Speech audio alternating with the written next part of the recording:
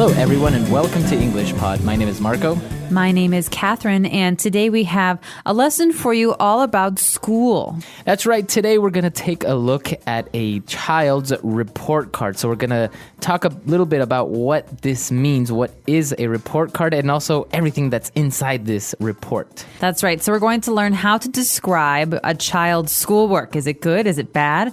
Let's take a listen to our dialogue, and we'll be back in a minute to discuss the meaning of some of these words and phrases.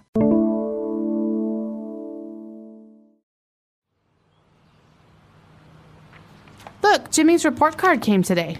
Let's have a look. What is this? Where are all the grades? He's in the 3rd grade, Sam. You see, under each subject that he's being taught in school, he receives a mark from 1 to 3. A 1 means his achievement or work is excellent. Here in science, for example, he got a 2, which means it's satisfactory. What about here in physical education? He got a 3 here, which means it's unsatisfactory. We should work on that with him. So confusing. In my day, we got an A or a B if we were doing well, and if we failed an exam, we would get an F. All right, we're back. So now let's start with some language takeaway. Language takeaway. All right, the first phrase here we have in language takeaway is actually a thing. It's the report card, and this is the topic of today's dialogue. That's right. Now, you may remember, I'm sure pretty much it's standard everywhere in the world. You get a report, a small little report that tells your parents how well or how poorly you are doing in school. That's right. So after maybe 2 or 3 months, your teacher will write down how she or he thinks that you're performing at school. That's right. And usually parents have to sign this. They have to say, okay, I see that my child is doing well or that he's doing poorly, and then the teacher will know as well. And I think, well, you get report cards in elementary school, in high school, and also in university, right? You do get a report card of some sort. That's right. Well, in university in America, we call them grades. We don't really call them a report card. In high school, middle school, and elementary school, so before college, we actually have a piece of paper. Right. And that's why it's called a card. Yeah, that's right. I think now for universities especially, you just go online and you see your grades. That's right. It's on the internet. But the important thing about the report card is that it tells a parent and a student what his or her grades are. That's right. So the grades, this is a noun, is basically your score. That's right. So maybe you took a test and you did very well on your test and you had some homework and you did very well in your homework, so you have a good grade. That's right. But if you don't do your homework and you don't do well on your test, you have a bad grade. That's right. So for example, like in the United States, it's over 100 points. So maybe a good grade would be 95 points out of 100. So we call that an A. That's called an A, that's right. Or if you have a bad grade, maybe that's an F, which is 20% or 30%. Right. Okay, so now this is where we need to make a difference between the grades that his father was looking for, and then the mom says he's in the 3rd grade. So it's very different between having good grades or bad grades and 5th grade or 3rd grade. All right, 2 different grades, and we know this is confusing, so we want to explain a little bit. 3rd grade is actually the 3rd year of elementary school. That's right. So in the American education system, we start in kindergarten, and we have 1st grade, 2nd grade, 3rd grade, all the way up until the end, which is 12th grade. That's right. So it's everything between when you're 5 years old and when you're 18 years old. And each year at school is a grade, a level. That's right. So as you said, it's a grade. In different parts of the country, I'm not really sure if they call them a grades or they have these the same system, but basically that's what it means in English. You have 1st grade, 3rd grade, 12th grade finally when you graduate. That's right. So you can say my son is in 8th grade. That's means right. he's in his 8th year of school. Right. Very good. So that is the difference. And now we're going to take a look at something that has to do with grades as well, is the marks that you get in your test or in your report card. That's right. So this might actually help. Remember when we said on your report card, your teacher might write down your grade. That means, do you have an A or a B or a C? Well, another way to call this is a mark. So he has good marks. He has good grades. So they're basically the same thing, grades and marks. That's right. They are. And I know that in Britain, I think people more commonly say marks. She got terrible marks at school and her father was angry with her. Okay. But in America, we often say, if you get good grades, I'll buy you sweets. That's right. Okay. So you get a prize if you get good grades usually. Well, it depends on your parents. On your parents, that's Yeah. right. Now, as we said, you can have a grade that's usually a number or a letter like A, B, C, D, F. But you can also get marks that are just very much black or white. It's satisfactory or unsatisfactory, like in this case. That's right. So satisfactory, this is an adjective. It describes something, is a good thing. Okay, so how did he do? Well, his performance was satisfactory. It's okay. But if it's bad or if it's not good, we call it unsatisfactory. That's right. So this doesn't really have a number, as you can tell. It's just basically pass or fail. That's about it. You don't Good or have- bad, Good yeah. or bad. That's it. No, exactly. No grade. or And we'll anything. explain this in a minute. There are some classes where you can't have a grade, like That's an right. A or a B. And that's why we have this satisfactory, unsatisfactory. That's right. All right. So we've taken a look at a lot of language there. Why don't we listen to the dialogue again?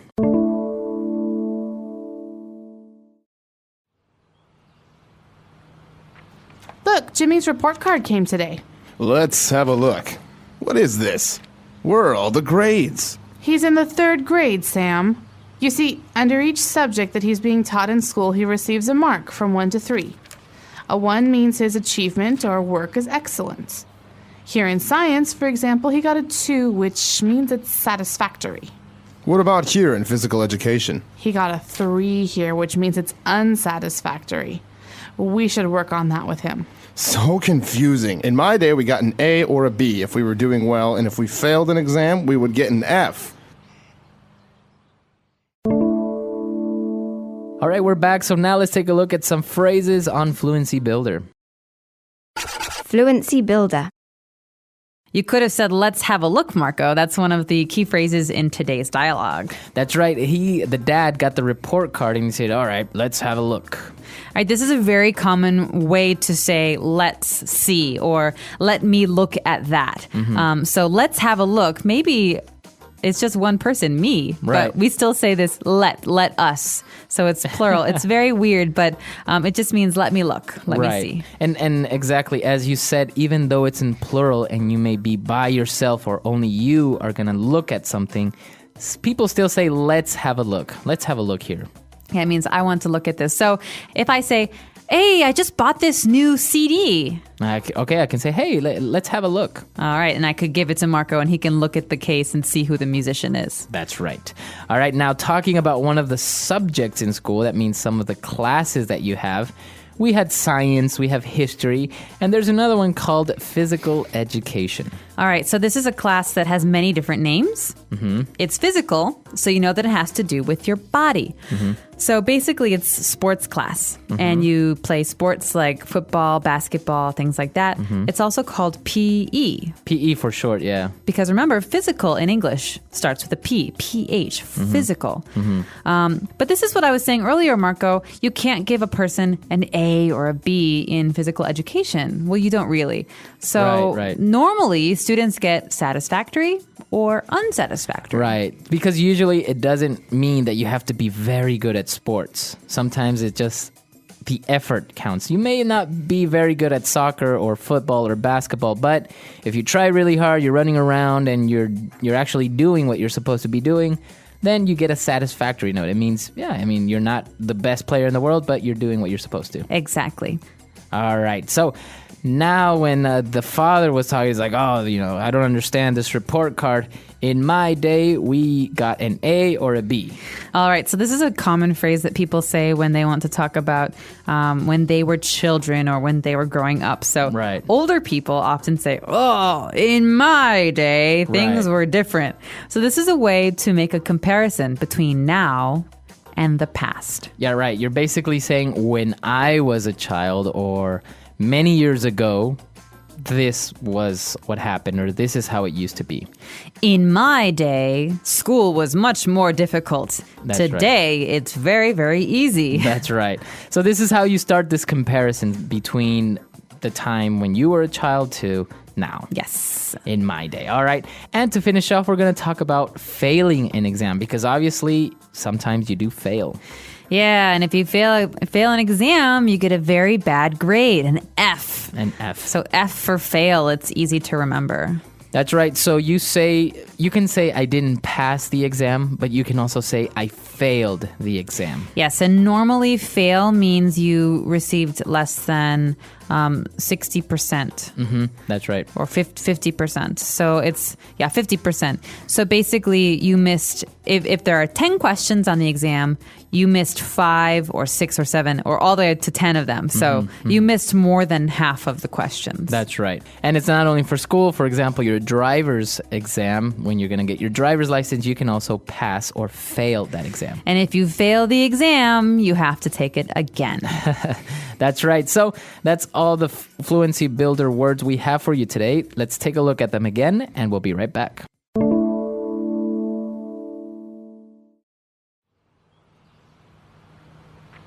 Look, Jimmy's report card came today.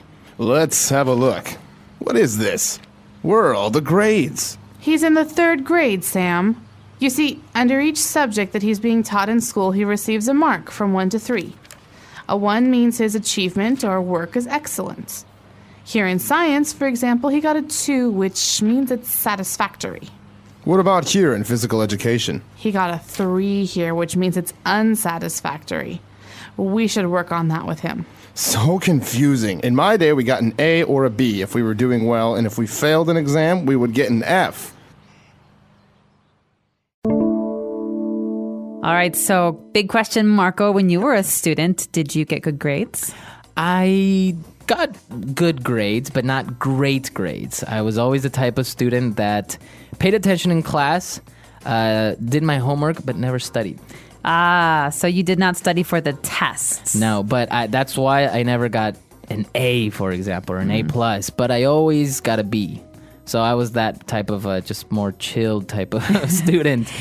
You like to be in the middle. Yeah, well, this was the thing. I liked to pay attention in class, so that was different because I would pay attention, I would take some notes, but then I would just remember everything, so I did all right for the exam. Didn't really have to study. I see. So, but sometimes in other subjects I did. I really liked them, so it wasn't studying. It was more fun for me, so then I would get great grades. All right. What about you? Well, I always studied for tests. Oh, so really? generally my grades were pretty good. Now, something that we didn't talk about here is a GPA. This Yes. is something that is very popular in the United States. Basically, even if you want to apply for schools, your GPA is what counts. What is a GPA? That's right. Well, we don't really have a GPA until high school, and then it's in high school and college. Right. And GPA stands for G grade, P point, A average. So grade point average. That means we take all of our marks or all of our grades together. So science grade, English grade, history grade, and we make an average. So if I get mostly A's, my GPA is 4.0. If I get mostly B's, my GPA is 3.0. And then it goes lower and lower. And if you have a really bad GPA, like a 1, Right. You probably won't finish high school. Now, this is the GPA is very important for many reasons. First of all, because it's also kind of a summary of your application to universities, right? They take a look at your GPA. Absolutely. So this is a way to say, okay, how is this student overall? How is this student in all of her classes, not just one class? Right. And then they see if you have a 3.5, they say, oh, well, it's pretty good. Yeah, 3.5 is good. 4 is the best. Right. And again, a 3 is good. It's okay. But a 2 or a 1's not very good. That's right. So it's very interesting because all around the world they have different grading systems. I think I would say that the United States is the only place where I've seen that they use the A, B, C, D, F system. In Latin American countries, for example, they don't do it over 100, they do it over 10. So Interesting. you would get a grade over 10, or in some countries over 20. So I've seen that as well in Italy. yeah, it's similar. over 20. So you would get a 14, I think, would be a passing grade over 20.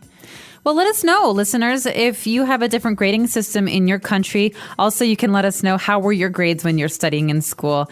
You don't have to tell us, but we'd like to talk to you about grades. Our website is englishpod.com. All right, we'll see you guys there. Bye. Bye.